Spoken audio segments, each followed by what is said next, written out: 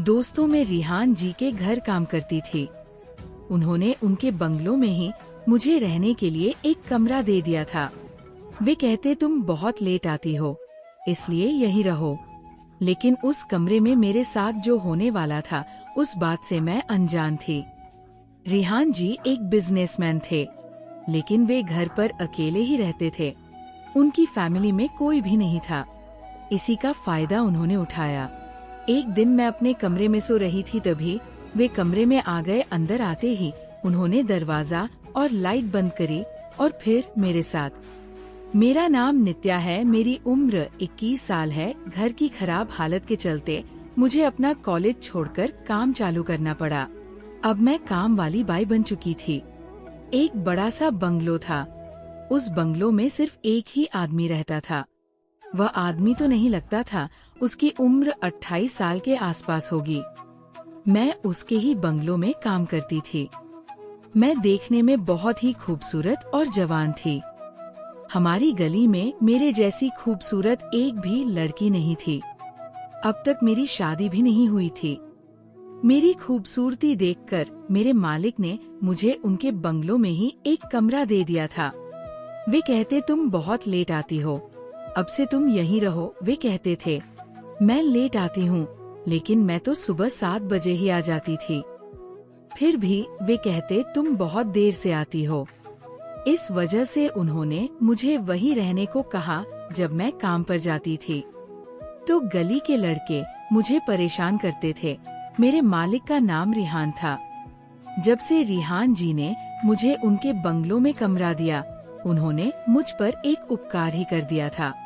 अब मुझे कोई भी छेड़ता नहीं था, लेकिन जब भी मैं काम करती तो रिहान जी मुझे ही देखता रहता था। पता नहीं उन्हें मुझ में ऐसा क्या देखा। रिहान जी एक बड़े बिजनेसमैन थे। वे बहुत ही अमीर थे, उनके घर बहुत बड़ी थी। रिहान जी काम के बहाने मेरे करीब आने की कोशिश करते।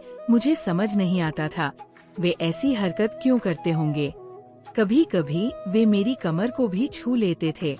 एक दिन वे मेरी कमर देखे जा रहे थे, तो मैंने पूछा रिहान जी आप क्या देख रहे हैं? तो वे कहने लगे कुछ भी तो नहीं, और कमरे से बाहर चले गए।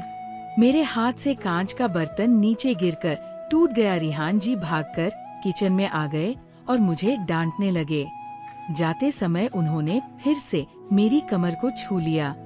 कुछ दिन पहले ही मेरी माँ गुजर चुकी थी। इस कारण मैं इस दुनिया में अकेली थी। मुझे रहने के लिए घर भी नहीं था। इस कारण मैं काम भी नहीं छोड़ सकती थी।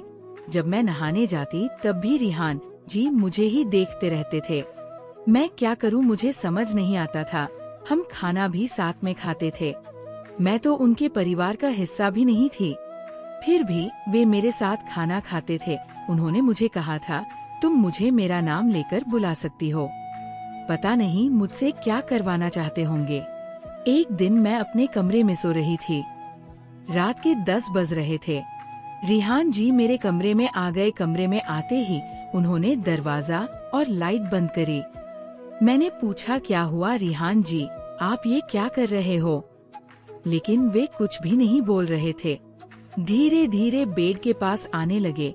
मेरे पास आते ही मेरे साथ जबरदस्ती करने लगे।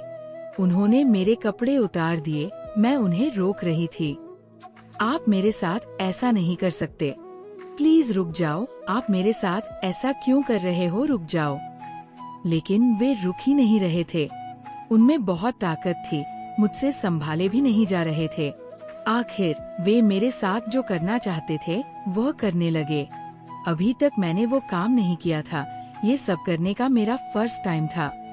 इस कारण जोरदार दर्द होने लगा। दर्द के मारे में चिल्ला रही थी, बस करो, रुक जाओ। लेकिन वे बहुत समय तक मेरे साथ खेलते रहे। आखिरकार उन्होंने मेरा खून ही निकाल दिया। मुझे दर्द हो रहा था।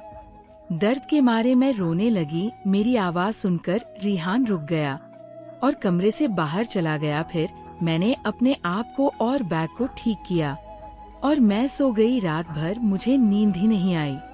मेरे दिमाग में वही बात चल रही थी। रात भर में रोती रही। अब मैंने सोच लिया था कल सुबह ही मैं इस घर से चली जाऊंगी। सुबह उठकर मैंने खाना बनाया। खाना बनाने के बाद रिहान जी को नाश्ता भी दे दिया। उन्होंने मुझसे नजरें नहीं मिलाई। खाना देकर मैं अपने कमरे में आ गई। कमरे में आकर मैंने अपना सामान पैक करना चालू किया। सामान पैक करने के बाद मैं घर से जाने लगी। तभी रिहान जी ने मेरा हाथ पकड़ लिया और पूछने लगे, तुम कहाँ जा रही हो? मैं कुछ भी नहीं बोल रही थी। वे मेरा हाथ ही नहीं छोड़ रहे थे। फिर मैंने कहा, कल रात आपने मेरे साथ जो गंदी हरकत करी, उसके बाद मैं यहाँ नहीं रहना चाहती। मैंने आप पर इतना भरोसा करा, कभी काम चोरी नहीं करी, लेकिन आपने मेरा गलत फायदा उठाया। इस कारण मैं इस घर से चली जा रही हूँ। आप जैसा इंसान मैंने आज तक नहीं देखा। आपने जो मेरे साथ किया वो माफी के लायक नहीं है। फिर भी वे कहने लगे, सॉरी, प्लीज मुझे माफ कर दो, मैं तुमसे प्यार करता हूँ। मैंने तुम्हारे साथ इतना गलत किया, फिर भी तुमने मेरे लिए खाना बनाया। मैं तुमसे शादी करना चाहता हूँ।